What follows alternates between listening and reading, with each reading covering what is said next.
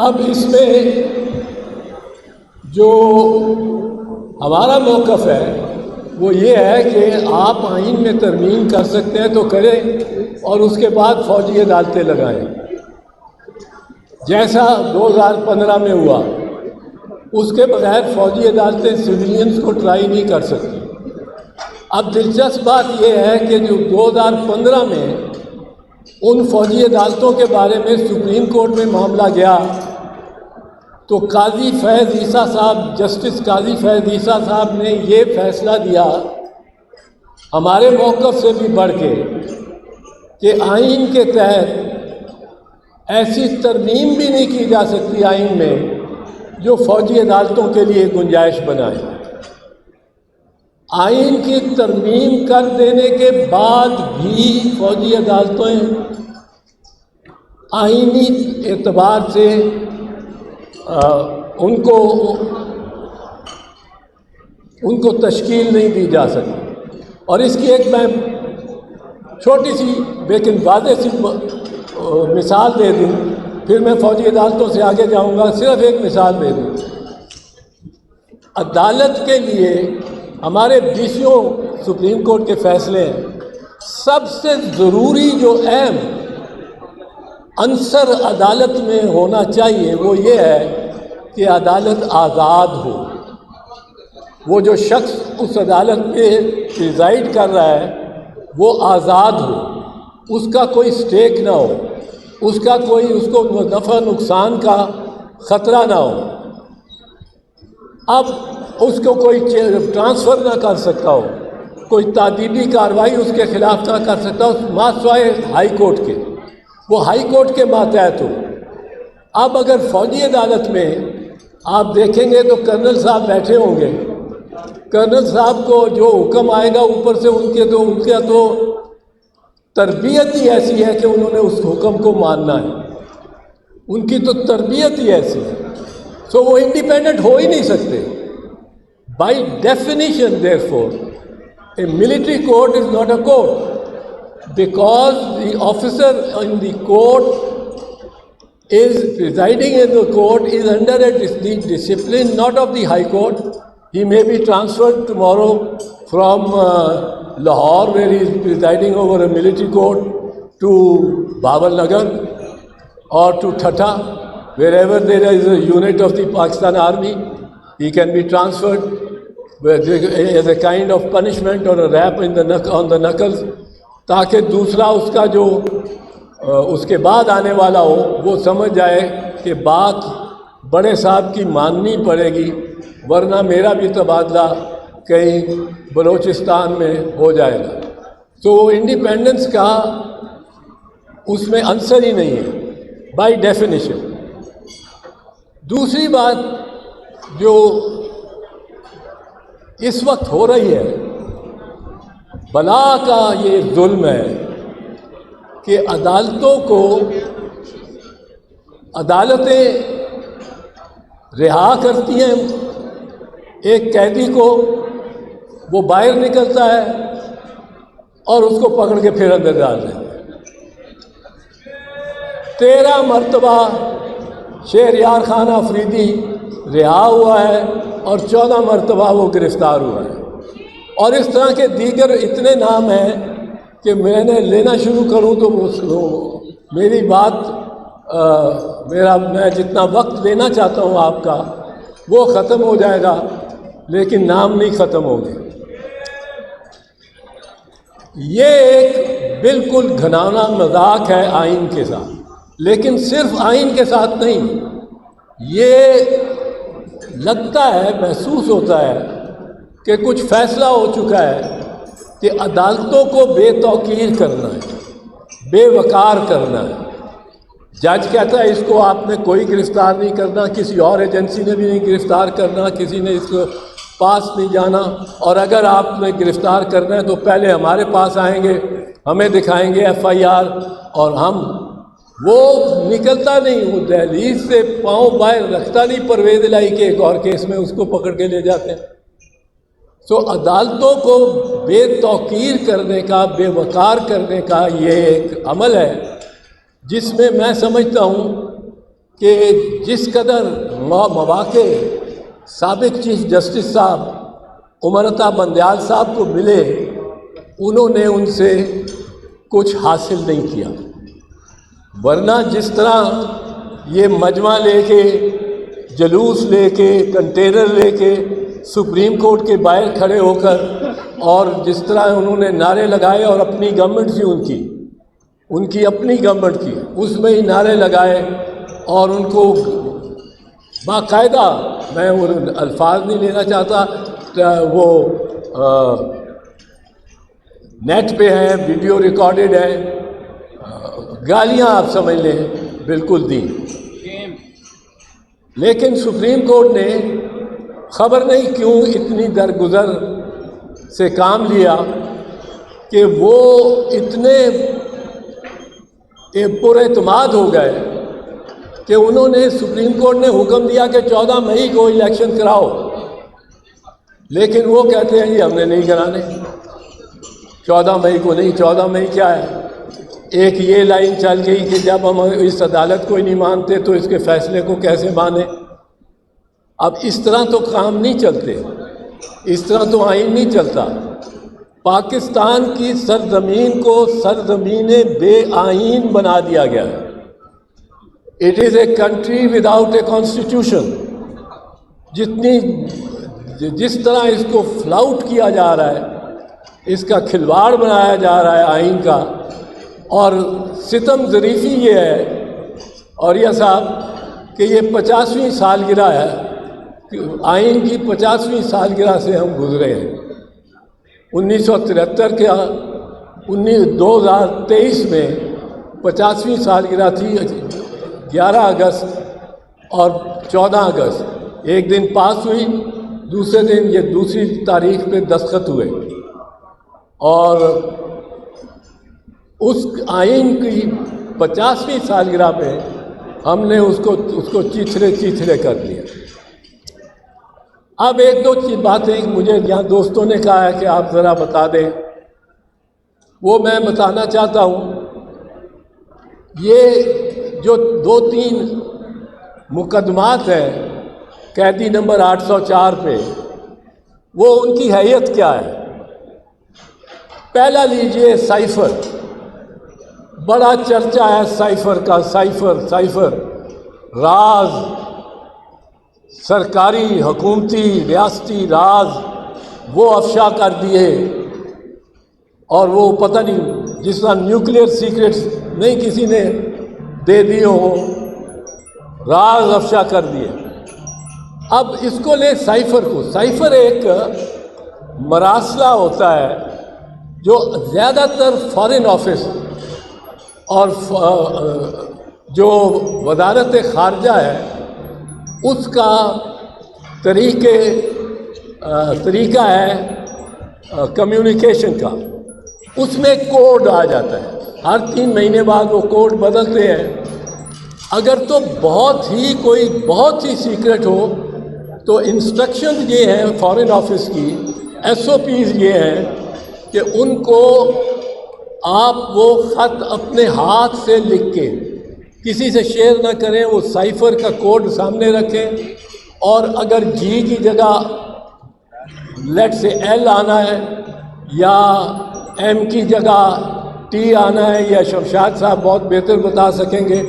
اگر تو انہوں نے فار انسٹنس شمشاد صاحب کو کوئی چین کا صدر بلا کے کوئی خاص بات کہتا ہے کان میں اور انہوں نے پہنچانی ہے، تو یہ اپنے ہاتھ سے لکھیں گے، مشین سے ٹائپ بھی نہیں ہوگا، بیچ میں وہ ٹائپسٹ بھی نہیں آئے گا، اسٹینو بھی نہیں آئے گا.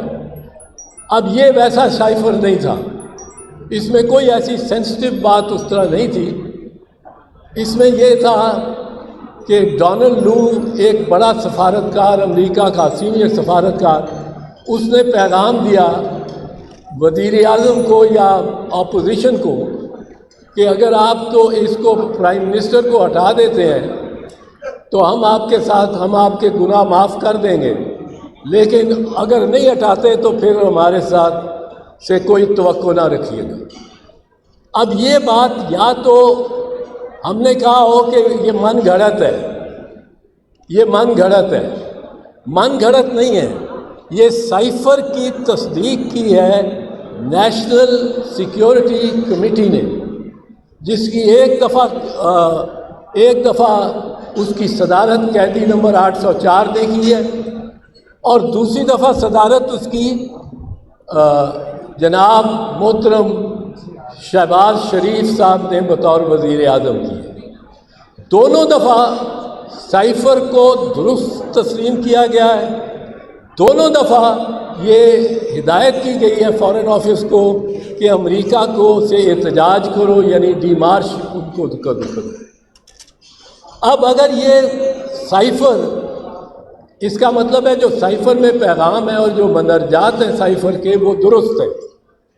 اگر وہ درست ہیں تو یہ میں پہلے بھی کہہ چکا ہوں ٹیلی ویژن پہ کہ ہمارا کیا اخلاق ہے، اس کے بعد ہمارا کیا رد عمل ہے جب ہمیں یہ پیغام ملتا ہے کہ اپنے وزیر اعظم کو ہٹا دو، نو کانفیڈنس موشن پاس کرو اور ہٹا دو، اور ورنہ ہم اچھے سلوک نہیں آپ سے کریں گے، اچھا سلوک۔ اب ہم ہٹا دیتے ہیں۔ ہماری غلامانہ ذہنیت دیکھیے کہ ہم کہتے ہیں مہاراج آپ دیکھ لیں، آپ اس سے قیدی نمبر 804 سے آپ نالاں تھے، اس سے آپ کو شکوے تھے، اس نے آپ کی بات نہیں مانی تھی۔ مہاراج ہم نے اس کو ہٹایا ہی نہیں، صرف ہم نے اس کو پنجرے میں بند کر دیا ہے، ہم نے اس پہ کیمرے لگا دیے ہیں، ہم نے اس کو اس کی بیت الخلاء اور اس کے بستر کے درمیان کوئی اسپیس ہی نہیں چھوڑی۔ آپ نے تو کہا تھا کہ ایک تھپڑ مارو اس کو، ہم اس کا سر قلم کر کے لے آئے۔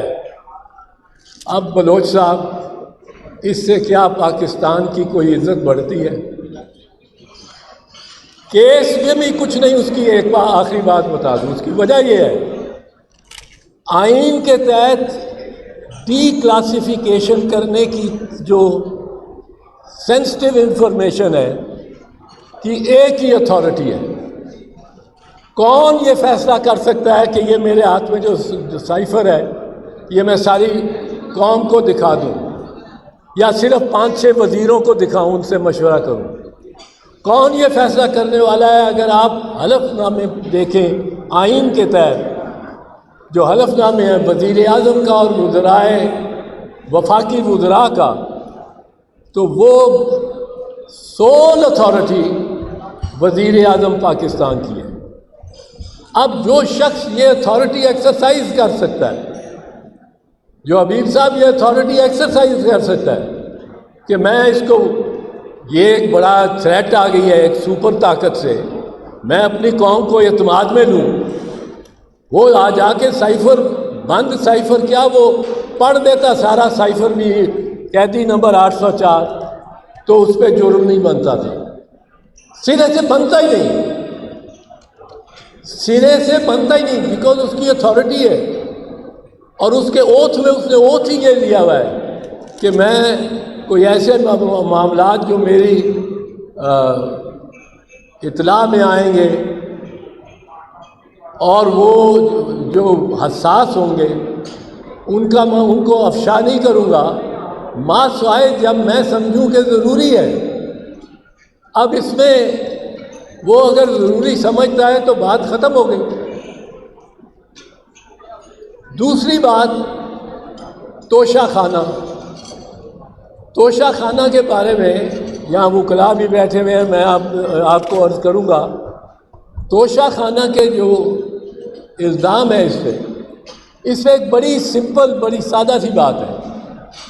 ایک ڈیفنس ہوتا ہے جو کہ سرکاری محکموں میں اگر آپ پہ الزام کوئی لگ جائے، فوجداری کوئی کسی قسم کا، آپ نے فائل پھاڑ دی ہے، آپ نے فائل شریڈر میں ڈال دی ہے، آپ کے ساتھ آپ نے کسی سے رشوت لے لی ہے، تو ایک ڈیفنس ہوتا ہے۔ رشوت میں تو نہیں لگے گا یہ ڈیفنس، میں پہلے کہہ دوں، پر ایک آپ نے یہ غلط فیصلہ کیا ہے، آپ نے چونکہ غلط بنیاد رکھی ہے فیصلے کی، اس لیے جو عمارت جتنی بھی تا سریا بھی لے جائیں تو وہ کج ہوگی, وہ ٹیڑھی ہوگی. تو آپ سیکشن افسر صاحب یا آپ ڈپٹی سیکرٹری صاحب یا آپ سیکرٹری صاحب, آپ سے یہ شروع ہوئی ہے یہ ٹیڑھی عمارت, اور سارا پیسہ لگ گیا ریاست کا اور آپ نے ٹیڑھی بنائی. اس کا ایک ڈیفینس ہوتا ہے, وہ ہوتا ہے ڈپارٹمنٹل پریکٹس. اگر میں ثابت کر سکوں کہ میرے پہ الزام جو لگ رہا ہے یہ تو ڈپارٹمنٹل پریکٹس ہے. ڈپارٹمنٹ جو ہے, اب محترمہ شہید بے نظیر بھٹو پہ 1990 میں جب ہماری حکومت فارغ ہوئی تو ان پہ سات ریفرنسز فائل کی گئیں فوجداری. ان میں ایک تھی کہ سیکریٹ فنڈ, خفیہ فنڈ جو ہے ریاست کا, اس کو وہ استعمال کرتی رہی ایسے مقاصد کے لیے جو مقاصد خفیہ فنڈ کے لیے نہیں تھے. اب خفیہ فنڈ کے اس وقت کوئی رولز نہیں تھے, بعد میں بنائے ہیں, پر اس وقت کوئی رولز نہیں تھے. یہ میں بات کر رہا ہوں 1990 سے لے کے 1993 تک ٹرائل چلتا رہا.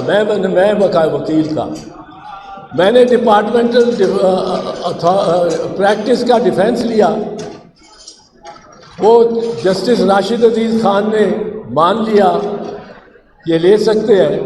ریکارڈ توشہ سیکریٹ فنڈز کا ریکارڈ کہ کس کس کو پیسے گئے ہوئے ہیں اور کس کس کے حکم پہ گئے ہیں اور کیا کیا اس پہ ڈاکومنٹیشن دستاویزی کارروائی کیا ہوئی ہے, اس کے بہت سی مثالیں نکلی.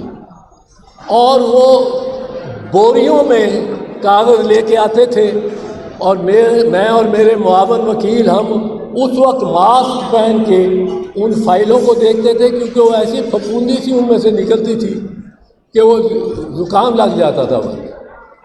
اب اس میں ہم نے سینکڑوں کیا ہزاروں دیکھے انٹری. ضیاء الحق گولف کھیل رہے ہیں کوئٹہ میں, اور کوئٹہ میں کیڈی کی فی ہوتی ہے 50 روپے یا 100 روپیہ, بڑی کوئی عنایت کرے تو 100 روپیہ دے دیا کیڈی نے, جس نے بستہ اٹھا کے ساتھ ساتھ آپ کے چلتا ہے. ضیاء الحق کے حکم ہے, کوئی ضیاء الحق کے دستخط نہیں, کوئی کچھ نہیں, 50,000 دے دیا گیا کیڈی کو. اتنے خوش ہوئے ضیاء صاحب اپنی گیم پہ. پیر پگاڑا صاحب کے ٹکٹ, لندن سے آنے جانے کے, ہوٹلوں میں رہائش, یہ سب اور بہت سے اور. تو ہم نے کہا یہ ڈپارٹمنٹل پریکٹس ہے. اب اگر آپ ڈپارٹمنٹل پریکٹس توشہ خانہ میں دیکھیں گے تو شوکت عزیز کا عہد بھی دیکھنا پڑے گا, ظفر اللہ جمالی کا عہد بھی دیکھنا پڑے گا,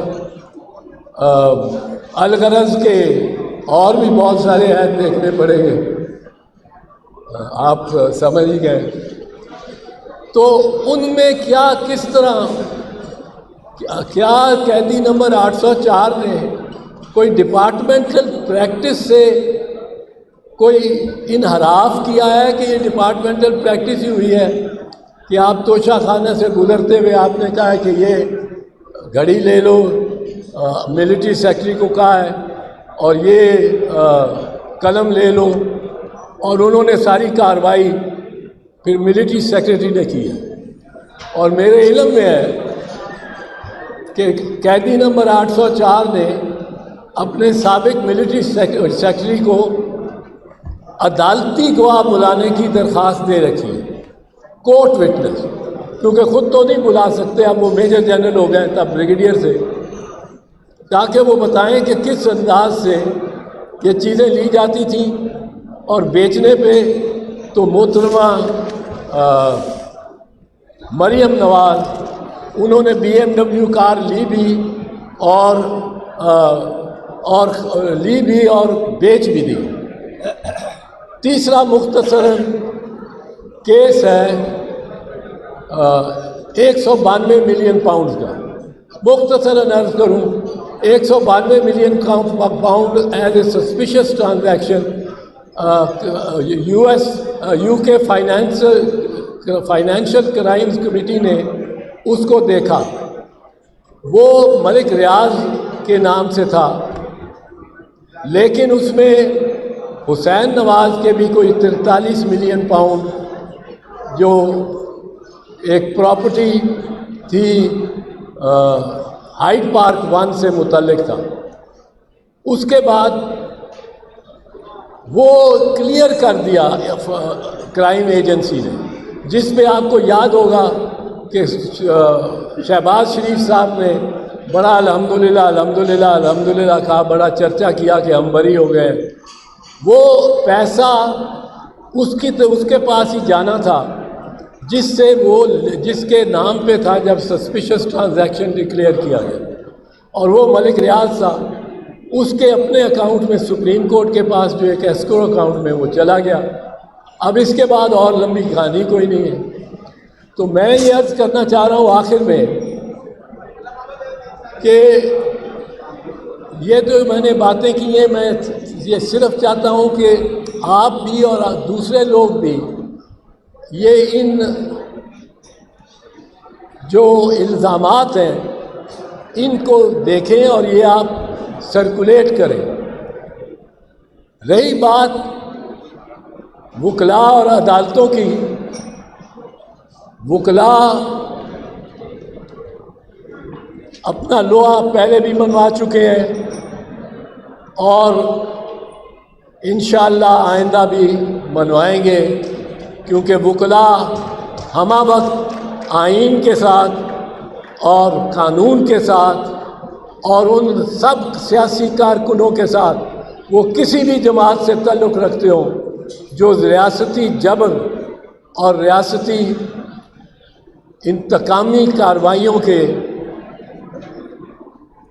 نشانہ بن رہے ہیں، اور وکلاء اس مرتبہ بھی اگر سابق چیف جسٹس عمر عطا بندیال صاحب نے ایک فیصلہ کر ہی دیا ہوتا، میں نے ان کو بعد میں کہا ایک فیصلہ آپ کرتے تو 10ویں پیڑھی جو آپ کی 10ویں پیڑھی جو ہوتی اس نے آپ کو یہ موقع یہ تقدیر نے موقع دیا تھا کہ آپ کی 10ویں پیڑھی کہتی اسی بندیالی ہوں تے ساڈا وڈکا عمر سی۔